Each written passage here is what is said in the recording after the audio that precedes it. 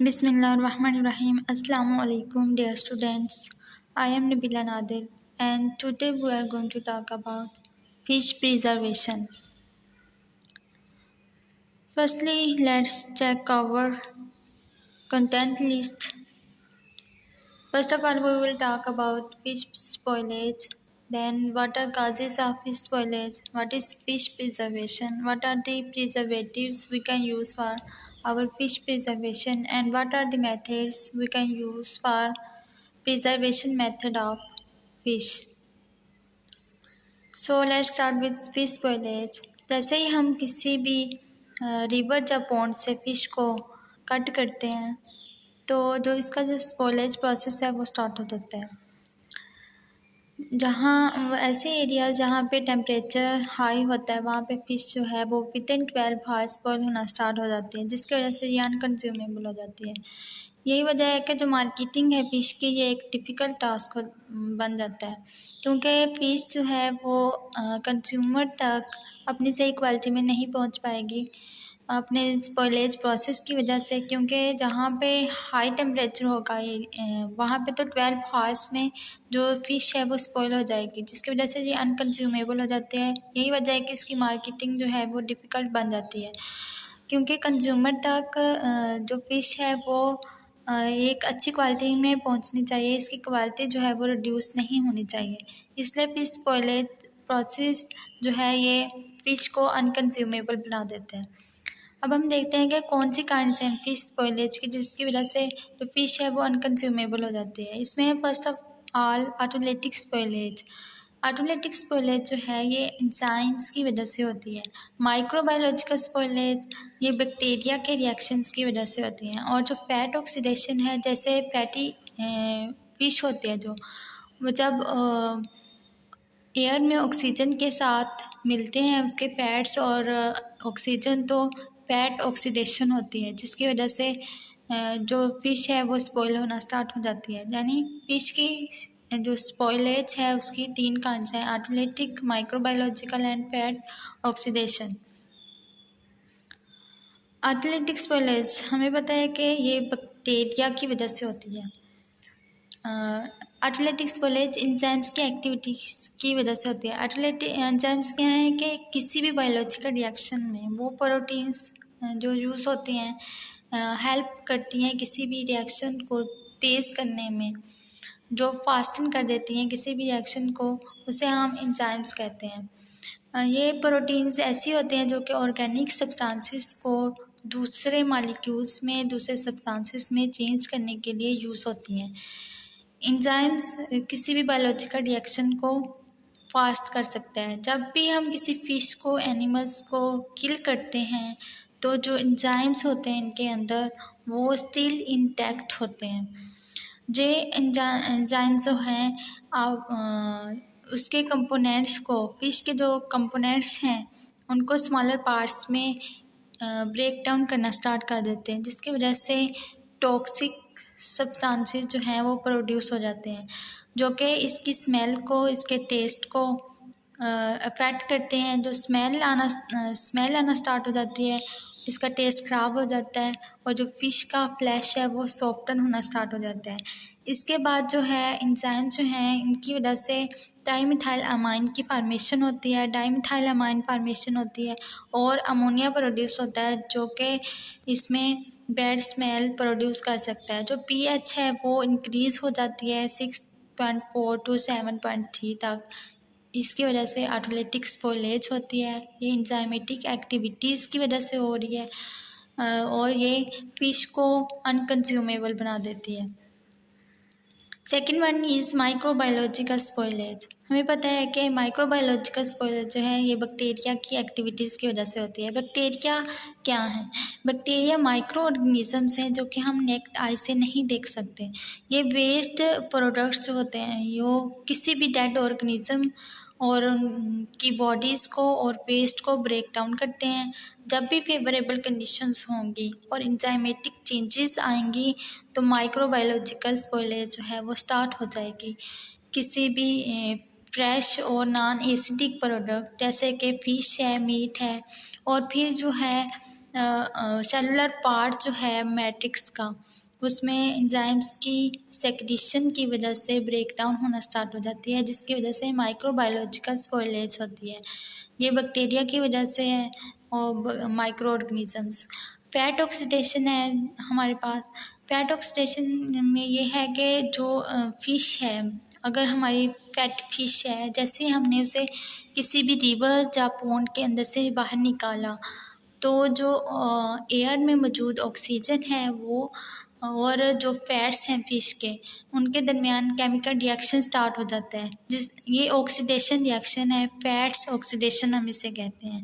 जैसे ज़्यादा देर तक अगर प्रोडक्ट्स जो हैं वो एयर में रहेंगे तो इसकी वजह से फैट्स ऑक्सीडेशन होगी।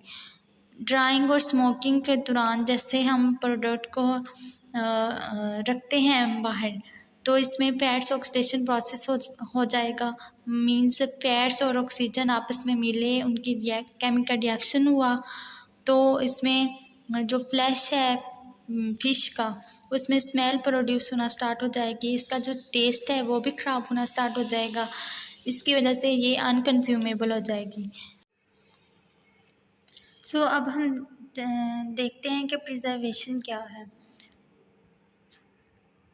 प्रिजर्वेशन एक ऐसा मेथड है जिससे हम फूड को, फिश को प्रोसेस कर सकते हैं और उसे हम लॉन्गर टाइम के लिए स्टोर कर सकते हैं। प्रिजर्व फूड जो होती है वो ना तो वैसे हेल्दी होती है जैसे फ्रेश फूड होती है, लेकिन हम अपनी ज़रूरत ज़िंदगी को पूरा करने के लिए हम जो है वो फूड को प्रिजर्व कर सकते हैं। इसकी न्यूट्रिशन वैल्यू तो कम हो जाती है, लेकिन ज़रूरियात जो होती हैं वो पूरा कर सकती हैं। इसकी प्रिजर्वेशन से पहले फ़िश को हम वॉश करते हैं क्लीन वाटर से, ताकि इसके जो म्यूकस हैं वो वॉश हो जाएं और दूसरे मटीरियल्स भी वॉश आउट हो जाएं, जो कि प्रिजर्वेशन मेथड में प्रॉब्लम काज कर सकते हैं। तो मेथड्स ऑफ प्रिजर्वेशन हम देखते हैं कि कौन कौन से मेथड्स हैं जिनसे हम जिनको यूज़ करते हुए हम फिश को प्रिजर्व कर सकते हैं।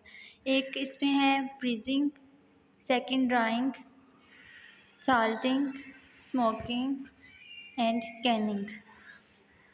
First of all we see what is drying. Drying जो है ये सबसे ओल्डेस्ट वे है प्रिजर्व करने का फूड को। जब हम फिश एंड वाटर जब हम रिमूव करते हैं किसी भी प्रोडक्ट से, तो माइक्रो ऑर्गेनिज्म जो हैं वो उसके अंदर अब ग्रो नहीं कर सकते। जो सिंपलेस्ट और चीपेस्ट मेथड है ड्राई करने का वो फिश को, वो है ओपन एयर में विद और विदाउट सन। जब उनको 2 और 3 डेज के लिए फिश को जो है वो रोप्स में, मतलब रस्सियों में 2 या 3 दिन से रेगुलर फिशेस को एक्सपोज करते हैं हम सन में, एयर में हम लटका देते हैं, तो उसे ड्राइंग का मेथड हो जाता है। ये ओल्डेस्ट वे है और सबसे चीपेस्ट वे है फिश को प्रिजर्व करने का। Second one is freezing. इस मेथड में हम फिशेज जो हैं उनको वुडन बॉक्सेस में रखते हैं और उनको तमाम साइड से वुडन बॉक्सेस में बंद कर देते हैं। जो फिशेज हैं उनका जो टेम्परेचर है वो 20 to 30 डिग्री सेंटीग्रेड तक फ्रीजिंग सेल्स का रख दिया जाता है। जो लो टेम्परेचर है, इससे जो बैक्टीरिया के एक्शन है वो नहीं होते और ऑटोलाइसिस का प्रोसेस भी नहीं होगा, जिसकी वजह से फ़िश को प्रिजर्व किया जा सकता है। और फ़िश को हम 6 मंथ तक फ्रोज कर सकते हैं। इसके बाद जो है 6 मंथ्स के बाद जो है इसका जो फ़िश है उसकी क्वालिटी जो है वो रिड्यूस होना स्टार्ट हो जाती है। इसके बाद है साल्टिंग। साल्टिंग का जो साल्ट जो है ये एक प्रिजर्वेटिव के तौर पे हम यूज़ करते हैं। एक प्रिजर्वेटिव एजेंट है जिससे फ़िश जो है फ़िश या दूसरे फिशरी प्रोडक्ट्स हैं उनकी शेल्फ लाइफ जो है उनको बढ़ा देता है। साल्ट जो है, साल्ट जो होता है प्रिजर्वेशन के तमाम मेथड्स में यूज़ हो सकता है। आइसिंग, रेफ्रिजरेशन या फिर फ्रीजिंग से हट के साल्ट जो है वो प्रिजर्वेटिव एजेंट के तौर पे काम करता है। इसका प्रोसेस ये है कि इसमें जो प्रिजर्वेशन साल्ट है हमने उसे फ़िश के तमाम साइड्स पे रब करना है, विज़रल कैविटी इंक्लूडिंग विज़रल कैविटी। जो फ़िश के थिकर पार्ट्स हैं उन पर नाइफ़ के ज़रिए हम स्कार्स बनाएंगे और साल्ट को हम डीप पेनिट्रेशन कर देंगे, उसमें रब करेंगे ताकि वो डीपली पेनिट्रेट हो जाए फ़िश के अंदर। जो फ़िशेस हैं उनको हम मेटालिक टॉप या सीमेंट से बने हुए जो टब्स होते हैं उनकी लेयर्स में रखते जाते हैं ताकि जो हर लेयर है उसकी थिक कोटिंग कर देते हैं साल्ट के साथ। और फिर 3 डेज़ के बाद ये फिशेज होती हैं वो रिमूव कर ली जाती है वहाँ से और 2 से 3 दिन में सन में ड्राई की जाती है। इससे जो साल्ट है वो डीपली पेनिट्रेट हो जाता है, जो माइक्रो ऑर्गेनिज़म है उनकी ग्रोथ इनहिबिट हो जाती है और जो एंजाइम्स हैं वो इनएक्टिवेट कर दिए जाते हैं। Salt that is salting process. Next है स्मोकिंग का प्रोसेस। जो रॉ फिश है और मीट है उनको हम प्रिजर्व कर सकते हैं बाय स्मोकिंग। प्रिजर्विंग फैट जो है स्मोक का वो हम जब ड्राई कर रहे होते हैं स्मोक में तो जो स्मोकिंग पार्टिकल्स होते हैं वो प्रोडक्ट के अंदर चले जाते हैं। जो स्मोकिंग के पार्टिकल्स हैं प्रोडक्ट जो है वो जब उसमें अब्सॉर्ब हो जाते हैं तो इसमें बैक्टीरियल जो ग्रोथ है वो इनहिबिट हो जाती है। और जो फिश है उसे हम मुकम्मल तौर पर स्मोक करते हैं, क्लीन करते हैं और इसकी जो डिज़ायर्ड प्रोडक्ट है वो हमें मिल जाता है। इसमें जो फ़िश का जो मीट है ना वो हमने 5 सेंटीमीटर जो है वो वाइड रखना है और 1 centimetre thick before being smoked. इसमें एक इम्पोर्टेंट फैक्ट ये है कि जो सरफेस एरिया फ़िश का जितना ज़्यादा होगा उतने स्मोक पार्टिकल्स जो होंगे वो अब्जॉर्ब होंगे स्मोकिंग के दौरान। सो इसके बाद हम साल्ट सॉल्यूशन ऐड करते हैं, इसमें सन ड्राइंग करते हैं बिफोर स्मोकिंग के इससे अच्छा हमें अच्छा एक रिज़ल्ट मिलेगा। ये स्मोकिंग प्रोसेस है। इसके बाद है कैनिंग। फूड जो है उसे हमने एक जार में रखना है, उसे एक टेम्परेचर पर हीट करना है, एक ऐसे टेम्परेचर पर जो कि माइक्रो ऑर्गेनिज़म्स को किल कर दे। जब वो हीट हम देंगे तो वो एंजाइम को भी इनएक्टिवेट कर देगी, उन एंजाइम्स को जो कि हमारी फूड को स्पॉइलेज कर रहे हैं। देन जो फ़िश को कैनिंग करने के कौन कौन से स्टेप्स हैं वो देख लेते हैं। सबसे पहले हमने एक फ़िश लेनी है जो कि हेल्दी और फ्रेश हो। हमने उसका हेड, उसकी टेल और बोन्स जो हैं वो कट कर लेनी है और उनको हमने कोल्ड वाटर के साथ अच्छे से वॉश आउट कर लेना है। देन हमने उनको अपने डिज़ायर्ड साइज़ पीसेस में कट कर लेना है। उन जो फ़िश है उसे हमने साल्टेड और स्मोक करना है ताकि जो ब्लड है और जो वाटर है फ्लैश में से वो रिमूव हो जाए। और जब ब्लड और वाटर रिमूव हो जाएगा साल्ट और स्मोकिंग करने की वजह से जो प्रोटीन है मीन्स जो एंजाइम्स हैं वहाँ पर मौजूद होते हैं वो डीनेचर हो जाएंगे और जो फ़िश है वो फिर्म रहेगी और कैनिंग के बाद जो है वो श्रिंक नहीं होगी। फिर हमने जो जार है उसे हमने फिल कर लेना है और उसकी जो 1 इंच तक हेड स्पेस रखनी है। फिर हमने जार को सील करना है और कैनर के अंदर रख देना है। हमने इसके लिए प्रोसेस करना है 100 मिनट्स के लिए 240 डिग्री पर और प्रेशर रखना है 11 pounds with the dial gauge. और फिर हमने हीट जो है वो देना बंद कर देनी है at the end of that process. इसके बाद जो प्रेशर है उसे हमने नेचुरली ड्रॉप आउट होने देना है 0 तक। और जो जब प्रेशर ड्रॉप हो जाएगा तो हमने 2 मिनट्स के लिए वेट करना है। हमने कैनर को ओपन करना है और हमें जो है जार है उसको कैनर के अंदर से निकाल लेना है और 24 हावर्स के लिए हमने इसे कूल होने देना है। That's all about fish preservation. Thank you so much for your attention.